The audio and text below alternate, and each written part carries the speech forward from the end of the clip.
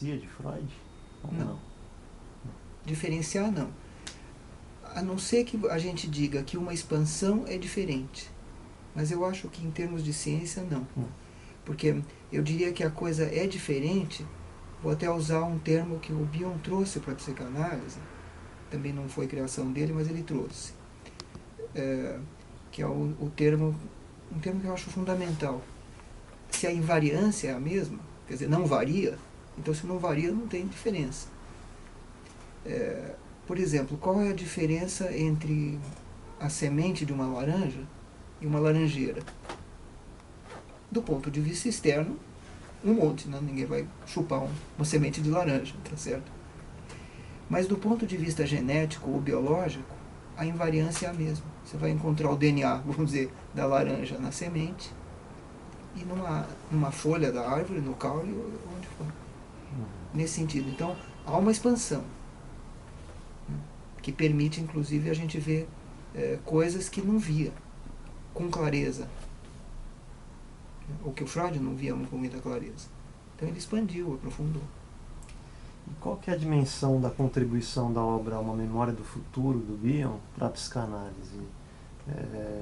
Foi a maior contribuição do Bion? No meu ponto de vista, sim. Porque ele sintetiza lá...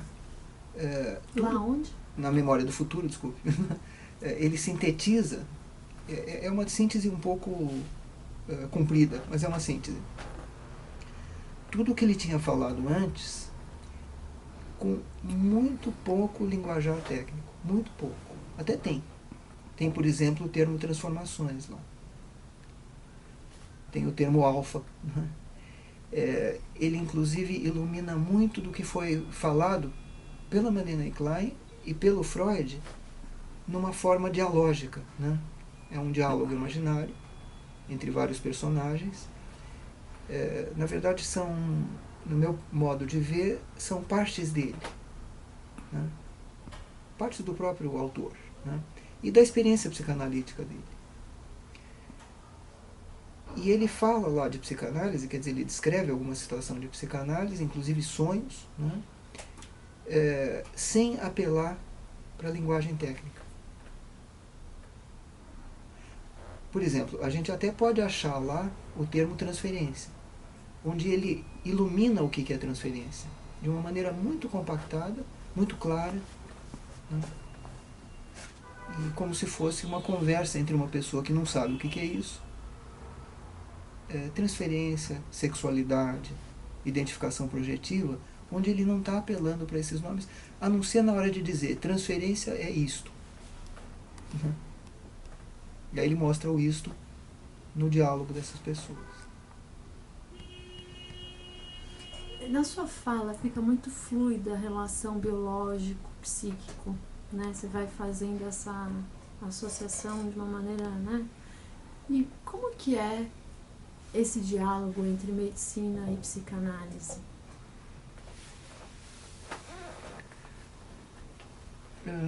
Quando não estava muito institucionalizado, era muito fluido e tranquilo. Conforme foi institucionalizando, dos dois lados, aí começou a haver uma série de problemas. E atualmente, quase que não há diálogo. Atualmente, mas isso provavelmente vai se modificar. Por exemplo, durante muito tempo a psiquiatria se beneficiou muito do contato com a psicanálise. Quer dizer, era uma coisa muito pessoal. Né? O Freud não pôde continuar na clínica psiquiátrica, ele não pôde ficar ligado a um hospital. Né? Também teve problemas para se inserir na universidade. O problema maior era econômico, ele precisava ganhar a vida. Né? E a pessoa, para ficar na universidade, ela não podia depender do trabalho para sobreviver. Ele casou meio cedo, tinha um monte de filho, tá certo? Não vinha de uma família tradicional, vamos dizer assim, ou bem colocada, então ele precisou ir trabalhar. Então ele não ficou na universidade. E naquela época, as pessoas que trabalhavam no hospital tinham alguma ligação com alguma universidade. Ou trabalhavam no hospital. Né?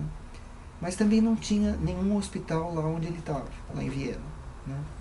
E tinha alguns outros obstáculos que hoje em dia não são tão claros como eram naquela época, que tinha questões de etnia também, né? Porque ele era descendente lá de judeus, né? E tinha algumas questões para essas pessoas exercerem algumas atividades naquele local que ele vivia, em Viena. Mas alguns psiquiatras se interessaram muito pelo que ele estava fazendo, inclusive aqui no Brasil.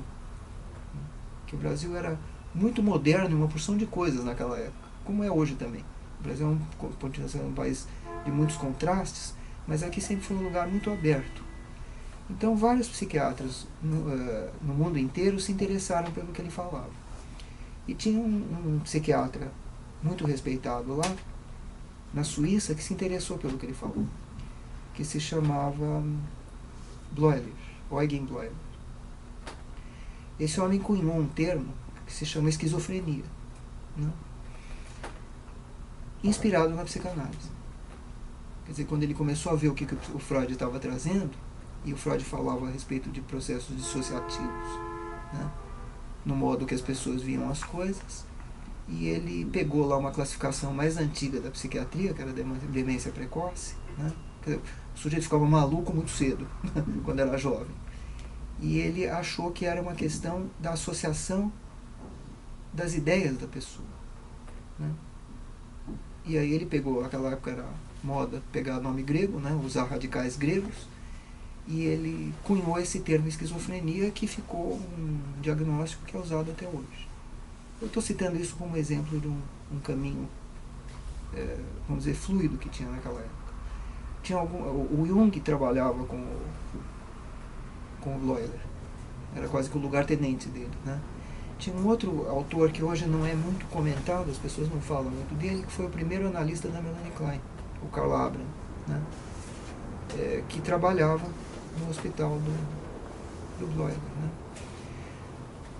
O Bleuler foi uma pessoa que inclusive indicou o Freud para o prêmio Nobel, né? É um fato que também não é muito divulgado, que algumas pessoas falaram que não era para ele ter o prêmio Nobel. Uma das pessoas que falou que era para ele não ter era o Albert Einstein. Tá certo? Que com o tempo depois se arrependeu um pouco do que ele fez. Mas eu estou só dizendo que durante uma época a psiquiatria e também a medicina, principalmente a psiquiatria, a medicina continuou tendo algum contato com a psicanálise, menos rival e mais útil. E voltando um pouco, as coisas encrencam quando fica institucionalizado. Inclusive o Bleuler ficou lá um pouco perturbado lá com o movimento psicanalítico quando começou a ficar institucionalizado. Ele achou que era uma coisa política, né? E como ele era médico, ele falou, não vou mais nessas reuniões aí que vocês estão discutindo coisa que não é de clínica, não é de paciente. Porque ele foi um dos fundadores, né, da primeira sociedade de psicanálise, esse Bleuler, né? Depois o Jung brigou também. Teve... Agora, em outro nível, né, na verdade, eu fiquei pensando na relação do biológico com o psíquico para a psicanálise.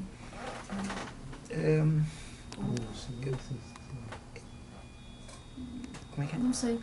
É que ele falou a articulação com a neurociências, não sei, mas essa relação do biológico. Do biológico, né? com a psicanálise. É o seguinte, o Freud, ele falou uma época, ele fez uma certa afirmação que o pessoal achou um pouco autoritário e que vários anos depois houve uma certa revolta.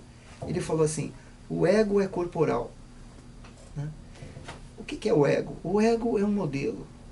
Se for procurar o ego, a gente não acha nada, tá certo? A gente não pode achar modelos científicos, né?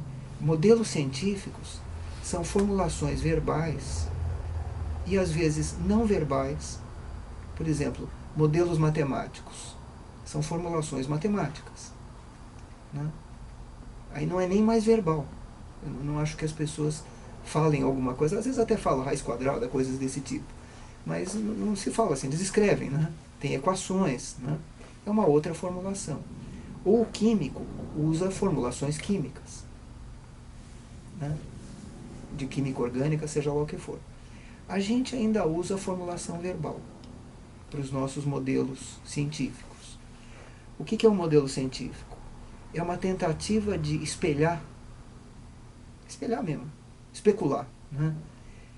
Algo que tenha uma correspondência na realidade. A própria correspondência na realidade, a gente não sabe qual é, mas a gente vai se aproximando. E se aproxima através desses modelos. O problema é que as pessoas tomam o modelo como se fosse a realidade. Então você vai procurar o id, não vai achar nada. Vai procurar o ego, também não vai achar nada. Eu me preocupo que tem pessoas que acham. Né? Desconfio que estão delirando, né? Ou alucinando. Entende o que eu estou dizendo? Né? Isso ocorre com toda a ciência. Num certo momento ela recai também em formulações verbais.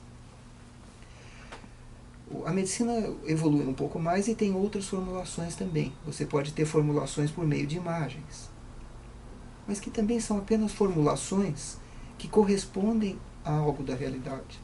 O que a gente vê num raio-x ou numa ressonância magnética não é o que está acontecendo dentro da gente. A gente está vendo uma coisa que foi um engenheiro de computação que fez, né?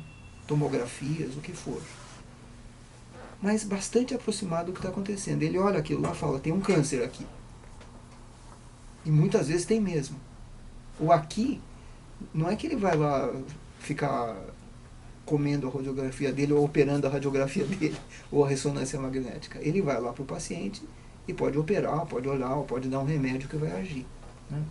Então, quando a gente fala biológico ou psicológico, que você estava dizendo, né? De novo, isso são formulações verbais que não alcançam o que está acontecendo. Eu diria assim, não há nada que seja apenas biológico. Não sei se o meu exemplo vai confundir. Se fala assim, isto é masturbação mental. Mas será que existe alguma masturbação que não seja mental? Assim como há alguma masturbação que não seja um ato físico.